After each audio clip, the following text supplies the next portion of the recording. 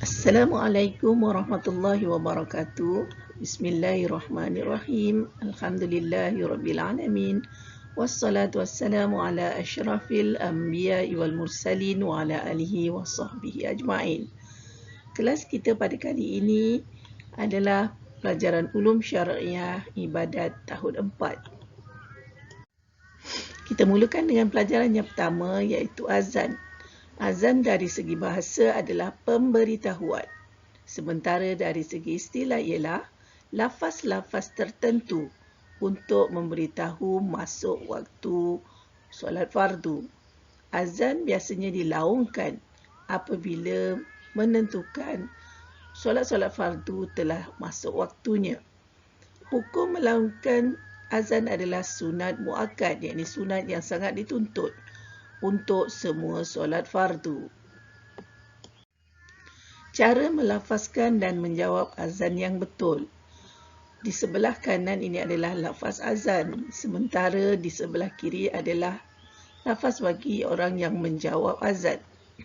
Sekiranya muazzin menyebut Allahu Akbar, Allahu Akbar, maka jawapannya juga Allahu Akbar, Allahu Akbar. Bila muazzin menyebut asyhadu an la ilaha illallah, maka jawapannya juga asyhadu an la ilaha illallah. Bila muazzin menyebut asyhadu anna Muhammadar Rasulullah, orang-orang yang mendengarnya hendaklah menjawab dengan kalimah asyhadu an la ilaha asyhadu anna Muhammadar Rasulullah juga. Apabila muazzin menyebut hayya 'alas salah, hayya 'alas salah, orang-orang yang mendengarnya hendaklah menjawab dengan perkataan la haula wala quwwata illa billahil aliyil azim sebanyak 2 kali. Bila muazzin menyebut hayya 'alal falah, orang-orang yang mendengar laungan tersebut hendaklah menjawab dengan jawapan la haula wala quwwata illa billahil aliyil azim juga sebanyak 2 kali. Seterusnya, bila muazzin ataupun orang yang melaungkan azan menyebut Allahu Akbar, Allahu Akbar, maka hendaklah orang yang mendengar menjawab Allahu Akbar, Allahu Akbar juga. Dan apabila disebut muazzin menyebut la ilaha illallah sebanyak 1 kali, maka dijawablah dengan la ilaha illallah sebanyak 1 kali. Dalam azan solat fardu subuh ditambah kalimah as-salatu khairum minan naum. Ditambah selepas lafaz hayya 'alal falah. Yakni di bahagian sini. Apabila muazzin melaungkan azan untuk solat subuh, maka hendaklah ditambah dengan perkataan as-salatu khairum minan naum sebanyak 2 kali, dan jawapannya ialah sadaqta wa bararta wa ana minas sadiqin. Syarat sah azan. Yang pertama, azan hendaklah dilaungkan oleh orang Islam. Yang kedua, lelaki, bukan perempuan. Yang ketiga, lafaz azan hendaklah dilaungkan secara tertib, berturut-turut selepas azan adalah iqamah dan kemudian menunaikan solat. Dilafazkan dalam bahasa Arab, bukan dibahasakan mengikut bahasa tertentu. Yakin telah masuk waktu solat baru dilaungkan azan, dan orang yang melakukan azan adalah mumayyiz. Perkara-perkara yang sunat dilakukan ketika azan. Azan hendaklah dilaungkan sambil menghadap ke kiblat. Orang yang melaungkan azan dalam keadaan suci dari hadas kecil dan besar. Melaungkan azan dalam keadaan berdiri, memalingkan muka ke kanan ketika mengucap hayya 'alas salah, memalingkan muka ke kiri ketika mengucap hayya 'alal falah. Mengulang lafaz 2 kalimah syahadat secara perlahan sebelum melafazkan secara nyaring. Tathwib pada azan subuh ketika muazzin menyebut as-salatu khairum minan naum dengan perkataan yang telah dengan menyebut sadaqta wa bararta wa ana minas sadiqin. Muazzin juga hendaklah seorang yang adil. Muazzin bersuara dengan suara yang nyaring dan lantang dan hendaklah berdoa selepas azan. Tujuan melakukan azan adalah untuk menandakan masuk waktu solat. Azan juga dilakukan untuk mengajak orang ramai menunaikan solat secara berjamaah dan juga menyeru manusia untuk menunaikan solat fardu.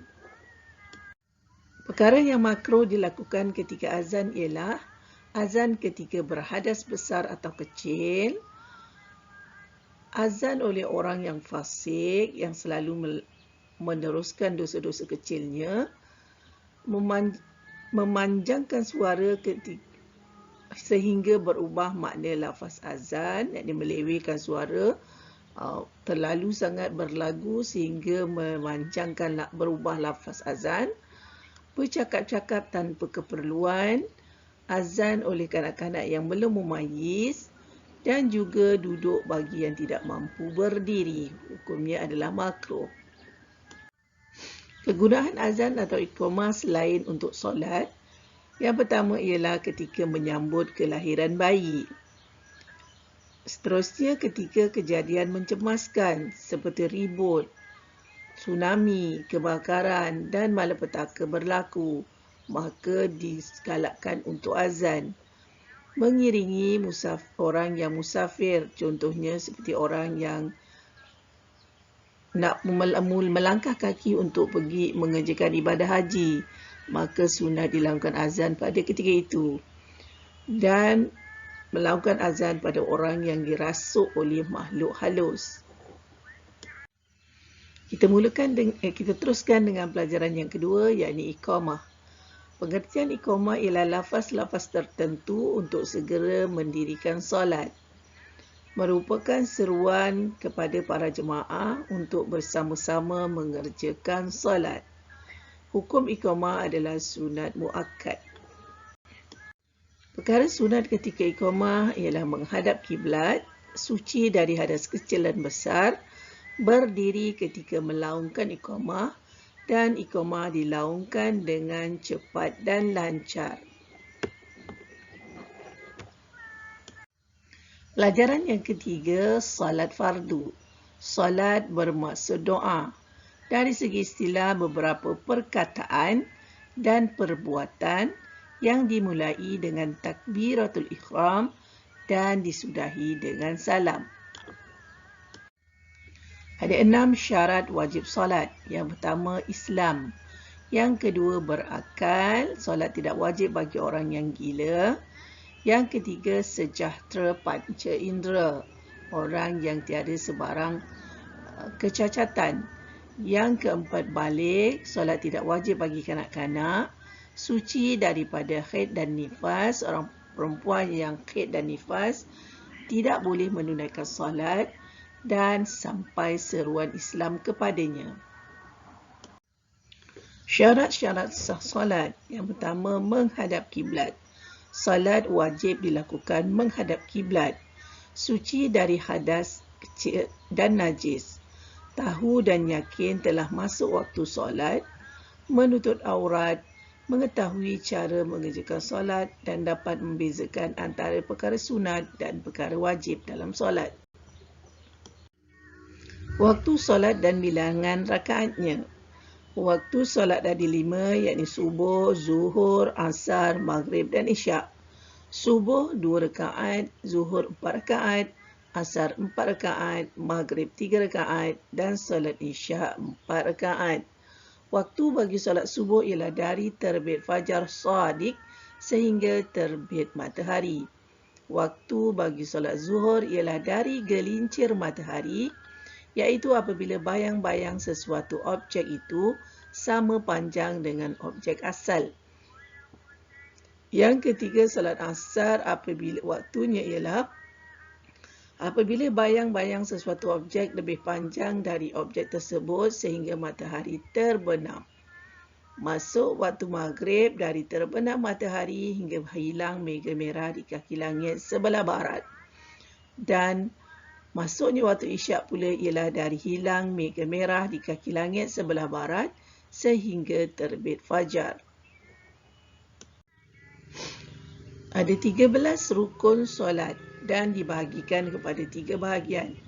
Secara keseluruhan, rukun solat ada 13 dan di sini dipecahkan atau dibahagikan kepada 3 bahagian. 3 bahagian rukun solat adalah rukun qalbi, rukun fi'li dan rukun qauli. Maksud rukun qalbi ialah rukun yang berasaskan kepada hati, yakni yang dilakukan di dalam hati. Dan hanya ada satu rukun qalbi, yakni niat sahaja. Sementara rukun fi'li adalah rukun yang berasaskan kepada perbuatan anggota badan. Ada 6 rukun fi'li, yakni berdiri tegak, rukuk serta tamakninah, i'tidal serta tamakninah, sujud serta tamakninah, duduk antara 2 sujud dan duduk tahiyat akhir. Dan ini adalah rukun fi'li, yakni rukun yang berasaskan perbuatan anggota badan. Bahagian rukun yang ketiga ialah rukun qauli, iaitu rukun yang berasaskan kepada sebutan dan bacaan. Ada 5 rukun qauli, iaitu takbiratul ihram, membaca al-Fatihah, membaca tahiyat akhir, membaca selawat ke atas Nabi dalam tahiyat akhir, dan memberi salam yang pertama. Jadi keseluruhannya 1 rukun qalbi, 6 rukun fi'li dan 5 rukun qauli menjadikan keseluruhan rukun solat adalah 13.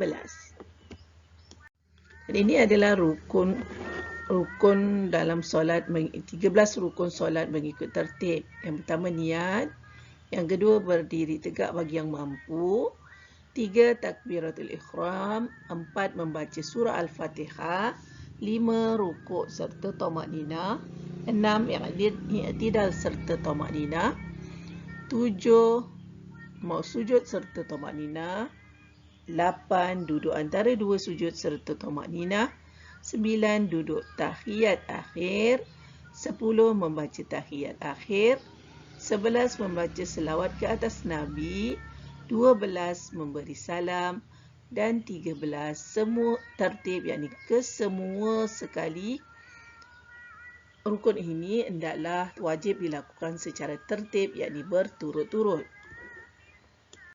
Seterusnya kita lihat pula perkara sunat dalam solat. Perkara sunat dalam solat ini boleh ditinggalkan. Sekiranya ditinggalkan, solat tetap sah tapi dalam keadaan yang tidak sempurna. Sunat solat terbahagi kepada 2, yakni sunat ab'ad dan sunat hayat. Sunat ab'ad jika ditinggalkan disunatkan sujud sahwi. Sekiranya kita solat dan meninggalkan ataupun tertinggal sunat ab'ad, sunat ditampung atau ditampal dengan sujud sahwi untuk mencantikkan semula solat kita. Ada 8 sunat ab'ad dalam solat. Yang pertama ialah duduk tahiyat awal. Yang kedua membaca tahiyat awal. Yang ketiga selawat ke atas Nabi Muhammad sallallahu alaihi wasallam di dalam tahiyat awal. Yang keempat berselawat ke atas keluarga Nabi Muhammad sallallahu alaihi wasallam dalam tahiyat akhir. Yang kelima membaca doa kunut. Yang keenam berdiri semasa membaca doa kunut. Yang ketujuh berselawat ke atas Nabi Muhammad sallallahu alaihi wasallam dalam doa kunut. Dan yang ke-8 berselawat ke atas keluarga dan sahabat Nabi dalam doa kunut. Sementara sunat hayat dalam solat pula jika ditinggalkan tidak disunatkan sujud sahwi. Yang pertama ialah mengangkat kedua-dua tangan ketika takbiratul ihram, rukuk, i'tidal dan bangun selepas tahiyat awal. Yang kedua meletakkan tapak tangan kanan di atas bahagian belakang tapak tangan kiri ketika berdiri. Yang ketiga membaca doa iftitah. 4 membaca ta'awuz, yakni a'udzubillahi minasyaitanirrajim. Menyebut amin selepas membaca surah al-Fatihah. Membaca surah pada rakaat pertama dan kedua. Membaca tasbih ketika rukuk dan sujud. Duduk iftirash ketika duduk tasyahud awal, yakni duduk tahiyat awal. Sekiranya dia tidak duduk iftirash ataupun duduk dalam keadaan yang mana dia selesa juga boleh solatnya diterima, tetapi tidak mendapat pahala sunat. Yang ke-9 memberi salam kedua. Yang ke-10 berpaling kanan dan kiri ketika memberi salam. Perkara makruh ketika solat. Terdapat dua perkara makruh ketika solat. Yang pertama ialah berpaling kepala ke kiri dan ke kanan ketika sedang solat. Melihat selain daripada tempat sujud, seperti melihat ke ceiling atau melihat ke langit atau melihat ke kiri ke kanan sebagainya, dihukumkan makruh. Perkara-perkara yang membatalkan solat, yang pertama ialah berubah niat. Yang kedua, meninggalkan salah satu daripada rukun solat dengan sengaja. Berkata-kata atau bercakap ketika sedang solat dengan sengaja. Bergerak-gerak sebanyak 3 kali berturut-turut, yakni terkhusus pada pergerakan anggota besar sahaja. Terkena najis yang tidak dimaafkan pada badan atau pakaian. Terbuka aurat dengan sengaja. Makan dan minum dengan sengaja. Berhadas, yakni berlaku perkara yang membatalkan wuduk. Berpaling dada dari arah kiblat. Menambah rukun fi'ali. Dan seterusnya ialah murtad waliya'uzubillah. Kita teruskan dengan pelajaran seterusnya, iaitu solat Jumaat. Solat Jumaat adalah solat 2 rakaat yang dilakukan pada waktu zuhur hari Jumaat, yang didahulukan dengan 2 khutbah, dilakukan di masjid atau di tempat tertentu. Hukum menunaikan solat fardu Jumaat adalah fardu ain ke atas setiap Muslim, yakni lelaki yang cukup syarat. Lafaz niat solat Jumaat ialah usalli fardal Jum'ah raka'ataini ma'muman lillahi ta'ala, sekiranya dia menjadi makmum. Maksudnya saja aku solat fardu Jumaat 2 rakaat mengikut imam kerana Allah Ta'ala.